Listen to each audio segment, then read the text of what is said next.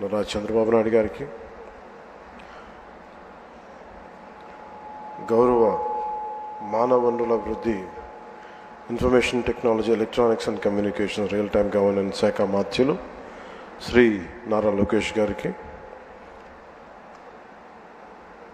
Rajahmundry parliament సభ్యులు, Bharatiya Janata party రాష్ట్ర అధ్యక్షులు శ్రీమతి దగ్గుపాటి పురంధేశ్వరి గారికి, అలాగే శ్రీ ప్రభుత్వ ప్రధాన కార్యదర్శి కె విజయానంద్ గారికి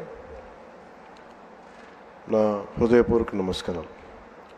సుపరిపాలనలో తొలి అడుగు కార్యక్రమానికి విచ్చేసిన గౌరవ కేంద్ర మంత్రి వర్యులందరికీ పేరు పేరున, అలాగే రాష్ట్ర మంత్రి వర్యులకి పేరు పేరున, గెలిచిన పార్లమెంట్ సభ్యులకి, గౌరవ శాసన మండలి సభ్యులకి, శాసనసభ్యులకి పేరు పేరున నా హృదయపూర్వక నమస్కారాలు. అఖిల భారత సర్వీస్, ఆల్ ఇండియా సర్వీసెస్ అధికారులందరికీ, నియోజకవర్గ ప్రత్యేక అధికారులకి అందరికీ నా హృదయపూర్వక నమస్కారాలు, ధన్యవాదాలు మీరు ఇక్కడికి విచ్చేసినందుకు. ఈ సంవత్సరం మేము పూర్తి చేసుకోవటం చాలా కష్టాల మధ్య వచ్చాం. మేము చాలా ఒత్తిడి మధ్య ఒక 5 సంవత్సరాలు, ప్రత్యేకించి నేను 2014 నుంచి రాష్ట్ర విభజన జరిగినప్పటి నుంచి ఆంధ్రప్రదేశ్ అభివృద్ధి బాగుండాలని ఆకాంక్షించే వ్యక్తిని. వచ్చే గొడవలకి విభజన జరిగితే ఎలా అయిపోయిందో మనం చూస్తూ వచ్చాం. అందుకని ప్రత్యేకంగా నేను ఆంధ్రప్రదేశ్ బాగు కోసం నేను ఎప్పుడూ నిస్వార్థంగా చేసుకుంటూ వచ్చాను. 2014 నుంచి 2019, 2019 నుంచి 2024కి ప్రభుత్వం మారిన వెంటనే ఒక కన్స్ట్రక్టివ్ అప్రోచ్ నుంచి ఒక డిస్ట్రక్టివ్ అడ్మినిస్ట్రేషన్, డిస్ట్రక్టివ్ గవర్నెన్స్ మొదలైంది. ఇది ప్రజాస్వామ్య హితాన్ని కోరుకునే ప్రతి ఒక్కరికి కూడా చాలా ఆందోళన కలిగించింది. ఈరోజు మేము గౌరవ ముఖ్యమంత్రి గారి నాయకత్వంలో సాధించినవన్నీ చెప్పబోయే ముందు అసలు ఈ పరిస్థితికి ఎలా వచ్చాం, మీకు కూడా ముఖ్యంగా అధికారులు ఉన్నారు, గౌరవ శాసనసభ్యులు ఉన్నారు, ఒకసారి మనం గుర్తుకు తెచ్చుకోవడం చాలా చాలా అవసరం. ఎందుకంటే మనం చాలా త్వరగా మర్చిపోతాం. మన మీద కూడా చాలా బాధ్యత ఉంది. అవన్నిటినీ ఒకసారి గుర్తు తెచ్చుకొని మళ్ళీ మనం వచ్చే సంవత్సరానికి ఇంకెంత బాగా చేయగలం అన్న దానికోసం మీకు తెలియజేస్తున్నాను. మమ్మల్ని అందరినీ ఎంత ఇబ్బంది పెట్టారంటే, ఒక సగటు మనిషి దగ్గర నుంచి దేశం మొత్తం ఆయన ఆలోచనల్ని ఆదర్శంగా తీసుకొని పాలసీ మేకింగ్ అయ్యే ఒక దశాబ్దాల అనుభవం ఉన్న, సుదీర్ఘమైన అనుభవం ఉన్న ఒక ముఖ్యమంత్రి గారి, ఒక తెలుగుదేశం పార్టీ నాయకుడు శ్రీ నారా చంద్రబాబు నాయుడు గారి స్థాయి దాకా గత ప్రభుత్వ పాలకులు ఎంత ఇబ్బంది పెట్టారంటే ఇంకంతా ఇంతగా ఎంత వికృతంగా తయారయ్యారంటే, ఏదైనా మాట్లాడాలంటే భయం. అధికార వ్యవస్థ ఒక భయం గుప్పెట్లో చిక్కుకుపోయారు. నేను అడిగేవాడిని చాలామంది అధికారులను, ఎందుకు మీరేం మాట్లాడలేదని. నాకు అర్థమైంది ఏంటంటే, మేము వచ్చిన తర్వాత నిజంగా రాజకీయ వ్యవస్థ కానీ బాధ్యతతో లేకపోతే అధికార యంత్రాంగం కూడా ఏమీ చేయలేదు, నిస్సహాయంగా చూస్తూ ఉండడం తప్ప అనేది ప్రత్యక్షంగా చూసాం, అనుభవంలోకి వచ్చింది. ఇక్కడ నన్నైతే ఏ స్థాయిగా గౌరవ ముఖ్యమంత్రి గారిని ఏ స్థాయి ఇబ్బందుల్లో పెట్టారో మీరందరూ తెలుసు, మీ అందరికీ. కానీ నన్నైతే నాకు అనిపించేది, వైజాగ్లో, విశాఖపట్నంలో 24లో 23 ఆఖరిలో ఎలాంటి ఇబ్బందులు పెట్టా, మీరు రోడ్ల మీదకి రావడానికి కూడా ఇబ్బంది పడేవాళ్ళు. వస్తే అరెస్టులు. ఈ స్థాయి, వీటి మధ్యలో అసలు భవిష్యత్తు కనిపిస్తుందా అని అనిపించింది నాకు. అసలు ఆంధ్రప్రదేశ్కి వెలుగు అనేది వస్తుందా? ఇలా భయం గుప్పిట్లోనే బతకాల? వాళ్ళ ఇష్టానికి చట్టాలు, ఇష్టాలకి బెదిరింపులు, నోటికి ఏదొస్తుంది మాట్లాడటాలు. ఇవన్నీ చూసిన తర్వాత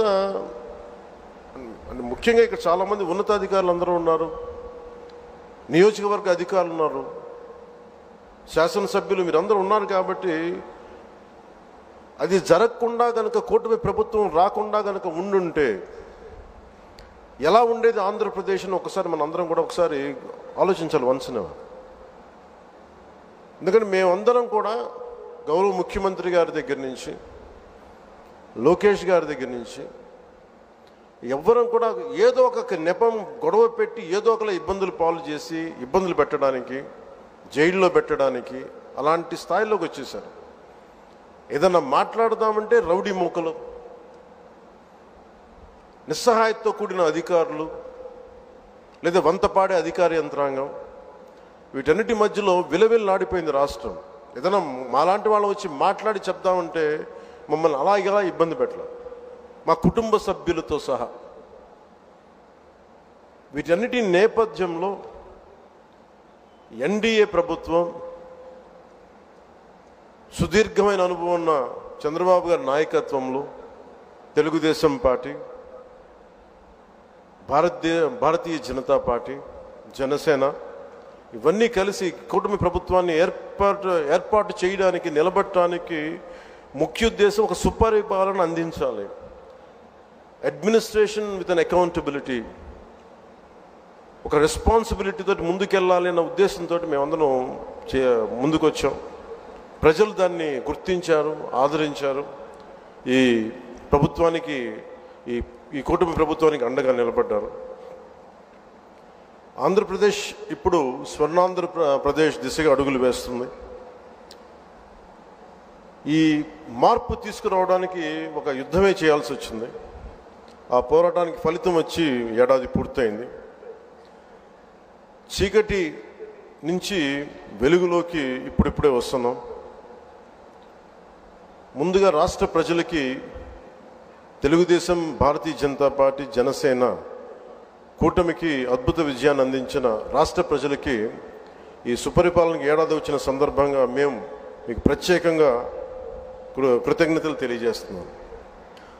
రాష్ట్ర ప్రజల రుణం తీర్చుకునేందుకు గౌరవ ప్రధాని శ్రీ నరేంద్ర మోదీ గారి మార్గనిర్దేశకత్వంలో, పాలనలో అపార అనుభవం కలిగిన గౌరవ ముఖ్యమంత్రి శ్రీ చంద్రబాబు నాయుడు గారి నాయకత్వంలో కూటమి ప్రభుత్వం నిరంతరాయంగా కృషి చేస్తూనే ఉంది. ఒకవైపు కుదేలైన ఆర్థిక వ్యవస్థ, అస్తవ్యస్త విధానాలతో ఉన్న ఈ నడిపిన ప్రభుత్వాన్ని తిరిగి గాడిని పెట్టడానికి గౌరవ ముఖ్యమంత్రి గారి అపారమైన అనుభవం మా అందరికీ ఎంతో బలాన్ని ఇస్తూ ఉంది. అలాగే గౌరవ ప్రధానమంత్రి శ్రీ నరేంద్ర మోదీ గారి కేంద్రం నుంచి అందిస్తున్న సహాయ సహకారాలతోటి, ముఖ్యమంత్రి గారి పాలనా దక్షతతోటి, మంత్రివర్గ సహచరుల మద్దతుతోటి స్వర్ణాంధ్రప్రదేశ్ విజన్ 2047 వికసిత్ భారత్ లక్ష్యాల సాధన దిశగా ముందుకు వెళ్తూ ఉంది. ఈ మధ్యనే మనం 11వ అంతర్జాతీయ యోగా దినోత్సవం సందర్భంగా గౌరవ ముఖ్యమంత్రి శ్రీ నారా చంద్రబాబు నాయుడు గారి నేతృత్వంలో ఎన్డీఏ కూటమి ప్రభుత్వం విశాఖపట్నంలోని బీచ్ రోడ్లో 3 లక్షల పైచిలుకుతో మందితో నిర్వహించిన యోగాంధ్ర కార్యక్రమం ప్రపంచ రికార్డు సృష్టించింది. అలాగే రాష్ట్ర ప్రభుత్వ పథకాల్లో నేను చాలా సందర్భాలు అడిగేవాడిని ముఖ్యమంత్రి గారిని. ఎలక్షన్ సమయంలో మనం ఈ సూపర్ 6 ఇలాంటివన్నీ ఎలా చేయగలం ఏంటని మాట్లాడితే ఆయన ఎప్పుడు కూడా అనేది ఏంటంటే, డెవలప్మెంట్తో పాటు మనం వీటిని ఏవైతే ప్రజలకు అవసరం అయితే ఉన్నాయో అవి కూడా ఇవ్వాల్సిందే మనం అని చెప్పేసి, ముఖ్యంగా ఆయన 3,000 దాకా ఉన్న పెన్షన్ని ఆయన రాగానే 4,000కి పెంచగలిగారు. దివ్యాంగులకు ఇచ్చే పెన్షన్ 3,000 నుంచి 6,000.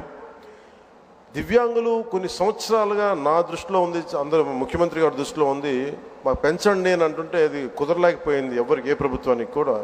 కానీ ముఖ్యమంత్రి గారి నాయకత్వంలో ఆయన ఫినాన్షియల్ మేనేజ్మెంట్ అద్భుతం కాబట్టి 3,000 నుంచి 6,000కి పెంచారు.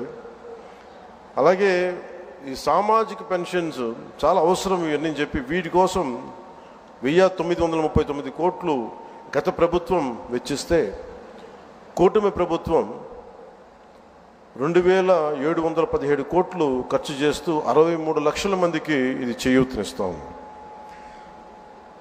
ఆకలితోటి ఏదైనా బయటికి వెళ్ళి తిందాం తక్కువ ధరతో అనే అన్నా క్యాంటీన్ని మూసేసిన ప్రభుత్వాన్ని తిరిగి కూటమి ప్రభుత్వం రాగానే పునరుద్ధరించింది. 204 అన్నా క్యాంటీన్లు తిరిగి ప్రారంభించి సగటున రోజుకి 3 లక్షల మంది ఆకలి తీరుస్తాం. అలాగే దీపం పథకం ద్వారా తొలి విడతలో 1.15 కోట్ల గ్యాస్ సిలిండర్లని ఉచితంగా అందించారు. ఈ పథకం కోసం కూటమి ప్రభుత్వం 5 ఏళ్లలో 13,423 కోట్ల మొత్తాన్ని ఖర్చు చేయటం. అలాగే మత్స్యకారు సోదరులకి దాదాపు 1,22,965 మందికి 266 కోట్లు అందజేసిన 20,000 రూపాయల చొప్పున.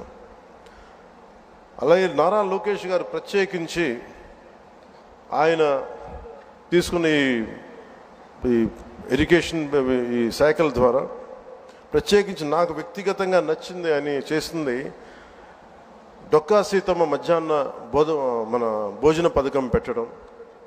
ఎంతసేపు ప్రభుత్వ పథకాలకి గత ప్రభుత్వంలో ఆయన పేర్లు పెట్టుకోవడం, వారి పేర్లు పెట్టుకోవడం కంటే కాకుండా ఎవరైతే సమాజానికి ప్రేరణగా ఉన్నారో అలాంటి వారి పేర్లు పెట్టడం మనస్ఫూర్తిగా సర్వేపల్లి రాధాకృష్ణన్ గారి మన స్కూల్ కిట్స్ అందించడం, ఇలాంటి చాలా రెవల్యూషన్ నిర్ణయాలు తీసుకున్న నారా లోకేష్ గారికి నా ప్రత్యేకంగా నా ధన్యవాదాలు తెలియజేస్తాను. ఇట్స్ క్వైట్ ఇన్స్పైరింగ్ అనిపించింది. అలాగే తల్లికి వందనానికి దాదాపు 67 లక్షల మందికి పైగా విద్యార్థులకు లబ్ధి చేకూరింది. ఈ మొత్తంలో 1,346 కోట్లు పాఠశాలల అభివృద్ధికి వెళ్తూ ఉంది. 10,000 చొప్పున 10,091 కోట్లు ఖర్చు చేస్తున్న ఈ పథకం 67 లక్షల మందికి పైగా లబ్ధి. గత ప్రభుత్వం జాబ్ క్యాలెండర్ పేరిట మీద యువతని సరిగ్గా వదిలేసింది. ఒక్క డిఎస్సి కూడా నిర్వహించిన పాపాన్ని పోలేదు. కూటమి ప్రభుత్వం వచ్చిన వెంటనే 16,347 ఉపాధ్యాయ నియామకాలకు మెగా డిఎస్సి నోటిఫికేషన్ విడుదల చేసింది.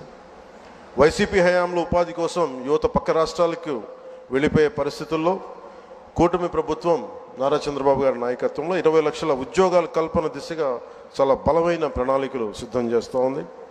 6,100 పోలీసు ఉద్యోగాల నియామకాలకు చర్యలు తీసుకుంది. ముఖ్యంగా గత పాలనలో లక్షలాది భవన నిర్మాణ కార్మికులు ఉపాధి కోల్పోయారు. నిర్మాణ రంగం కుదేలైంది. అలాంటి వాళ్ళకి కూటమి ప్రభుత్వం రాగానే ముఖ్యమంత్రి గారు ఒకటి చెప్పిన ఉచిత ఇసుక విధానాన్ని అమలు చేయాల్సిందని చెప్పి చేసినందుకు ప్రత్యేకంగా భవన నిర్మాణ కార్మికుల తరపున ముఖ్యమంత్రి గారికి నా కృతజ్ఞతలు తెలియజేసుకుంటున్నాను.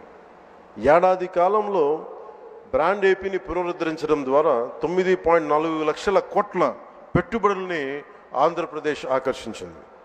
తద్వారా 6 లక్షల ఉద్యోగాల కల్పనకు ఇది దారి వేస్తుంది.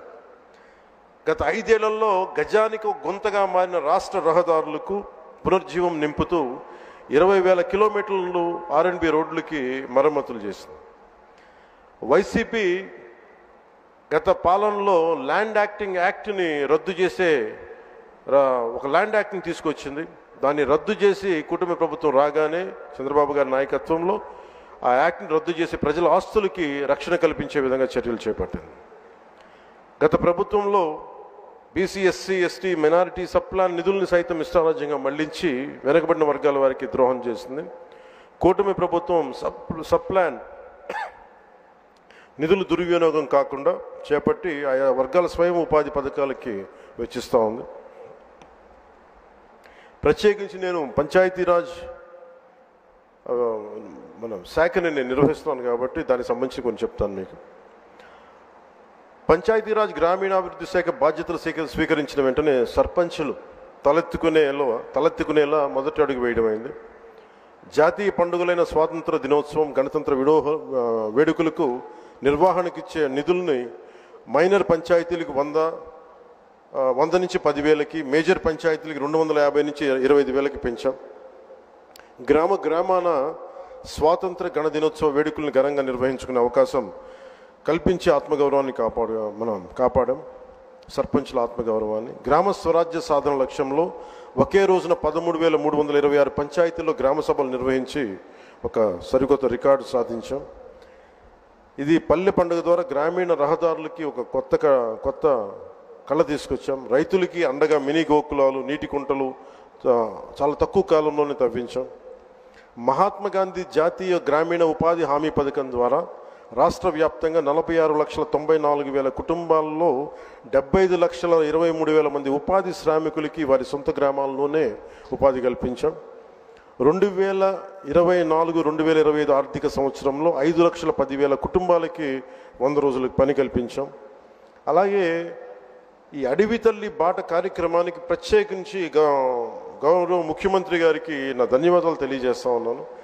70 సంవత్సరాలుగా రోడ్లు లేని ఎన్నో ఈ గిరిజన గ్రామాలకి 105 కోట్లు నిధులు అవసరమైంది. వారికి ఒకరోజు ప్రత్యేకంగా తెలియజేస్తే ఆయన దాన్ని అర్థం చేసుకొని వెంటనే దానికి సంబంధిత నిధులు రిలీజ్ చేయటం వల్ల ఈ రోజున గిరిజన గ్రామాలను అనుసంధానిస్తూ 1069 కిలోమీటర్ల రోడ్ల నిర్మాణానికి శ్రీకారం చుట్టాం. ఇందులో ప్రధానమంత్రి ఆదివాసీ న్యాయ మహా అభియాన్ PM జన్మన్ పథకం ద్వారా 555.61 కోట్లతోటి 613 కిలోమీటర్ల రోడ్ల నిర్మాణం జరుగుతున్నాయి. డోలీ మూతలు లేని గిరిజన గ్రామాలు లక్ష్యంగా ముందుకు వెళ్తున్నాం. అలాగే పర్యావరణం, అటవీ మరియు శాస్త్ర సాంకేతిక సంబంధించి ముఖ్యమంత్రి గారు మాకు ఒకటే ఆదేశం ఇచ్చారు. రాష్ట్ర విస్తీర్ణంలో 30% ఉన్న అటవీ భూమిని కనీసం మనం మనం ఈ 5 వైడ్లో అయ్యేలోపు మనం కనీసం దాన్ని 50% తీసుకెళ్ళాలి, తక్కువ 37% వెళ్ళాలి అనేది ఆదేశాలు ఇచ్చారు. ఆ విధంగా ప్రణాళికలు రూపకల్పన చేస్తున్నాం. రాష్ట్ర సరిహద్దు జిల్లాల్లో రైతులు ఏనుగులు బెడతో నానా ఇబ్బందులు పడుతూ ఉంటే ఆ సమస్య పరిష్కారానికి అంతర్రాష్ట్ర సహకారం తీసుకున్నాం. మన కర్ణాటక ప్రభుత్వం సహకారం తీసుకున్నాం. కుంకి ఏనుగులు ఇప్పుడు 4 మనకి చేరుకున్నాయి. ఇంకొక 2 త్వరలో వెళ్ళాలి, తక్కువ 37% వెళ్ళాలి అనేది ఆదేశాలు ఇచ్చారు. ఆ విధంగా ప్రణాళికలు రూపకల్పన చేస్తున్నాం. రాష్ట్ర సరిహద్దు జిల్లాల్లో రైతులు ఏనుగులు బెడతో నానా ఇబ్బందులు పడుతూ ఉంటే ఆ సమస్య పరిష్కారానికి అంతర్రాష్ట్ర సహకారం తీసుకున్నాం. మన కర్ణాటక ప్రభుత్వం సహకారం తీసుకున్నాం. కుంకి ఏనుగులు ఇప్పుడు 4 మనకి చేరుకున్నాయి. ఇంకొక 2 త్వరలో రానున్నాయి ఆ క్యాంపుకి. ఎర్రచందనం అక్రమ రవాణాన్ని అరికట్టేందుకు కఠిన చర్యలు అమలు చేయడంతో పాటు అక్రమంగా తరలిపోతున్న ఎర్రచందనాన్ని తిరిగి తెచ్చుకునే విధంగా కర్ణాటక రాష్ట్రంతో ఒప్పందం కుదుర్చుకున్నాం. ఎకో టూరిజం అభివృద్ధికి చర్యలు చేపట్టాం. కాఫీ తోటలు ఇటీవల ప్రారంభించిన వుడెన్ బ్రిడ్జ్ కూడా ఈ కోవకి చెందుతుంది. 1,122 కోట్లతోటి నగరవన యోజన ద్వారా 61 నగరవనాల ప్రాజెక్టులని చేపడుతున్నాం. 85.63 లక్షల ద్వారా ఎకో టూరిజాన్ని అభివృద్ధి చేస్తూ రాష్ట్రంలో 48 కమ్యూనిటీ బేస్డ్ ఎకో టూరిజం కేంద్రాలని వన సమితుల ద్వారా నిర్వహించబడుతున్నాయి. జూన్ 5, 2025 మన వన మహోత్సవం సందర్భంగా కోటి మొక్కలు నాటి ట్రాకింగ్ కోసం geographical information system, management information system, quick response కోడ్లు మొదలైన యాప్లు అమలు చేశాం. అలాగే ప్రత్యేకించి సైన్స్ అండ్ టెక్నాలజీ మీద ఇప్పుడిప్పుడే దృష్టి పెడుతున్నాం. విద్యార్థులకి ప్రోత్సాహకాలు అందించే విధంగా అడుగులు వేస్తున్నాం. అలాగే నేను రిప్రజెంట్ చేసే పిఠాపురం నియోజకవర్గ ప్రజలకు ఇచ్చిన మాట మేరకు అభివృద్ధి కార్యక్రమాలు చాలా బలంగా చేపట్టాం. 388 కోట్లకు పైగా అభివృద్ధి పనులను చేపట్టాం. వచ్చే 4 ఏళ్లలో గౌరవ ప్రధానమంత్రి శ్రీ నరేంద్ర మోదీ గారి సహకారంతో, ముఖ్యమంత్రి వర్యులు శ్రీ చంద్రబాబు నాయుడు గారి సహకారంతో రాష్ట్రం మరింత ప్రగతి సాధిస్తుందని ప్రజలకి హామీ ఇస్తున్నాం. వారి రౌడిజం కానీ, వారి అసాంఘిక విధానాలు కానీ, వారి ఎనార్కిస్ట్ అప్రోచ్ కానీ ఏమాత్రం మారలేదు. ఇది చాలా ప్రతి ఒక్కరికి కూడా చాలా లోపలగా తరిచి చూడాల్సిన అంశం. ఇది వారికి ఎవ్వరికీ కూడా ప్రజాస్వామ్య విధానాల మీద ఏమాత్రం గౌరవం లేదు. పోలీస్ అధికారులు వాళ్ళు తప్పులు చేసే పోలీస్ అధికారులు వాళ్ళని అరెస్ట్ చేసి నిలువరిస్తే మటుకు మేము వెంటాడతాం, will hunt you no matter where you are, మీరు ఎక్కడ విదేశాల్లో ఉన్నా వెంటాడతామనే ఈ స్టేట్మెంట్స్ చాలా ఇబ్బంది కలిగిస్తూ ఉంటాయి. ఇది వారికి సందర్భంగా తెలియజేస్తూ ఉన్నాం. ఇది ఈ గవర్నమెంట్ నారా చంద్రబాబు నాయుడు గారి నాయకత్వంలో కూటమి ప్రభుత్వం ఇలాంటి అసాంఘిక చర్యల్ని ఏమాత్రం సహించం. ముఖ్యంగా ఆడపిల్లల భద్రత ఈ రాష్ట్రానికి చాలా కీలకమైంది. వీటికి ఆడపిల్లల భద్రతకు సంబంధించిన కానీ అనార్కిస్ట్ అప్రోచ్ కానీ రాష్ట్రంలో ఉంటే ఏమాత్రం సహించే విధానం ఈ కూటమి ప్రభుత్వానికి లేదు అనేది మీ అందరికీ చాలా ప్రత్యేకంగా మేము తెలియజేస్తున్నాం. వారికి కూడా బెదిరించే వాళ్ళకి ఈ సందర్భంగా ఒకటే తెలియజేస్తున్నాం, గొంతుకులు కోస్తాం, కుత్తుకలు కోస్తాం, ఇలాంటి నినాదాలకి భయపడే వాళ్ళం ఎవరూ లేము ఇక్కడ. అలాంటివన్నీ చూసే మీలాంటి వాళ్ళని ఎదుర్కొని ఇక్కడ దాకా వచ్చాం. ఇలాంటి పిచ్చి బెదిరింపులు కానీ పనికి మాలిన బెదిరింపులు కానీ దయచేసి చేయకండి. తాటాక చప్పులకి ఇక్కడ ఎవరు భయపడేవారు లేరు. ఇంకా సంస్కారం ఉంది కాబట్టి, మాట మీద గౌరవం ఉంది కాబట్టి ఇంకా చాలా పద్ధతిగా మాట్లాడుతున్నాం. ముఖ్యంగా అధికార యంత్రాంగం అందరికీ, right from constituency level to the state level, my appeal to all the officials, make sure you implement the good governance. ముఖ్యంగా లా అండ్ ఆర్డర్కి సంబంధించి మటుకు కరప్షన్ లేని విధానాలతోటి ముందుకెళ్లాలని మనస్ఫూర్తిగా అధికార యంత్రాంగం అందరికీ, right from constituency level to the state level, my appeal to all the officials, make sure you implement the good governance.